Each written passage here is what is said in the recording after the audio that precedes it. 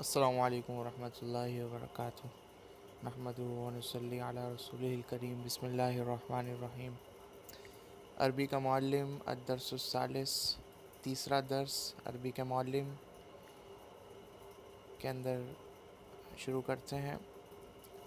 اس سے پہلے ہم نے حرف تنکیر حرف تعریف کے حوالے سے پڑھا، اس سے پہلے اسم فعل اور حرف کے حوالے سے پڑھا۔ اب یہاں پر چونکہ آپ علم النحو پڑھ چکے ہیں، خلاصۃ النحو، تو یہاں آپ کے لیے یہ درس انتہائی آسان ہوگا، لیکن چونکہ یہاں پہ ہمارا مقصد نحو کے ساتھ ساتھ عربی کی مثالوں کو بھی حل کرنا اور عربی جملے بنانا ہمارا مقصد ہے، لہٰذا ہم اس کو دوبارہ سے پڑھیں گے۔ تو دیکھیں، مرکبات آپ پڑھ چکے ہیں، اس سے پہلے مرکب کی تقسیم علم النحو میں پڑھ چکے ہیں، یہاں ہم دوبارہ پڑھتے ہیں۔ دیکھتے ہیں، سب سے پہلے کہتے ہیں کہ دو یا زیادہ لفظوں کے آپس کے تعلق کو ترکیب کہتے ہیں اور اس مجموعے کو مرکب۔ یہ آپ کو پتہ ہے سب۔ مرکب دو قسم کا ہوتا ہے، ناقص اور تام۔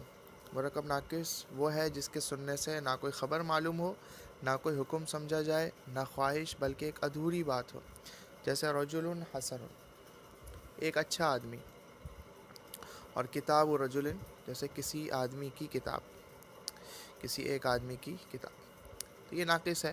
مرکب تام وہ ہے جس کے سننے سے یا تو کوئی خبر معلوم ہو یا حکم یا خواہش سمجھ میں آ جائے، جیسے الرجل حسن، کہ مرد اچھا ہے۔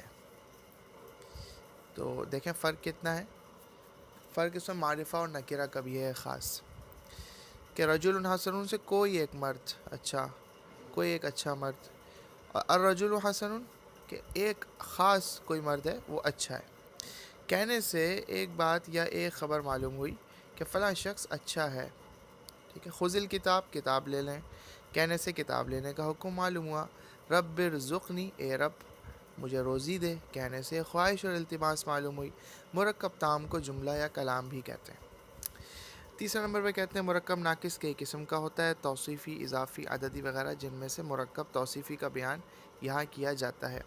یہ آپ نے یہ بھی پڑھا ہوا ہے، اس کو ہم دوبارہ دہراتے ہیں۔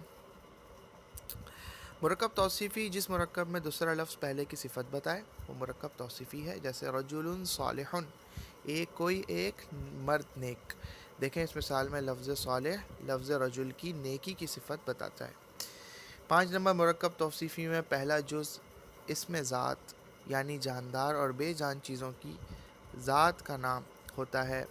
ہمیشہ یاد رکھیے گا کہ پہلا جز یعنی کہ موصوف کسی ذات کا نام ہوگا، جاندار ہو یا بے جان ہو، اور دوسرا اسم صفت ہوگا۔ دیکھو اوپر کی مثال میں رجل اسم ذات ہے اور صالح اسم صفت، ٹھیک ہے۔ آپ پڑھ چکے ہیں کہ اسم ذات کو موصوف بولیں گے اور اسم صفت کو صفت بولیں گے۔ 6 نمبر پہ کہتے ہیں مرکب توصیفی میں پہلے جز کو موصوف اور دوسرے کو صفت کہتے ہیں، اور چنانچہ اوپر کی مثال میں رجل موصوف ہے، صالح صفت ہے۔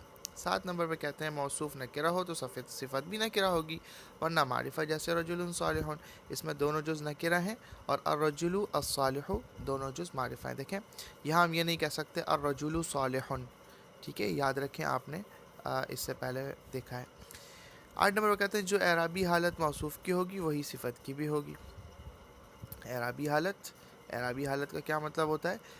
رفع، نصب اور جر کے اعتبار سے جو موصوف کی حالت ہوگی وہی حالت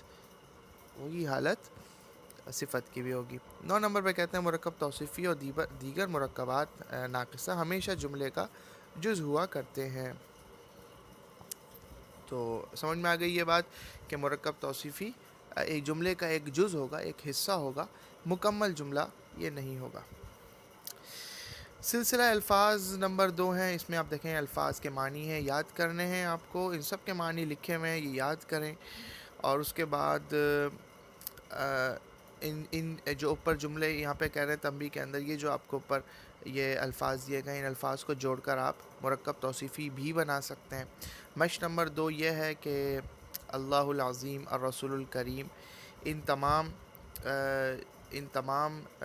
کی آپ نے مشق کرنی۔ اس کے اندر یہ نہیں بتا رہے کہ انہوں نے کرنا کیا، اس میں آپ اس کے معنی آپ ڈھونڈ سکتے ہیں۔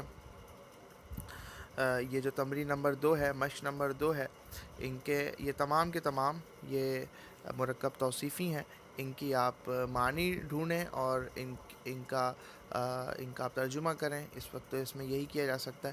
اب اس میں عربی سے اردو ترجمہ ہے اور دوسرے میں کہہ رہے ہیں عربی میں ترجمہ کریں، یعنی کہ مضبوط مکان، چھوٹا گھر، بدصورت مرد، اس کا ترجمہ آپ نے اردو سے عربی میں منتقل کرنا ہے.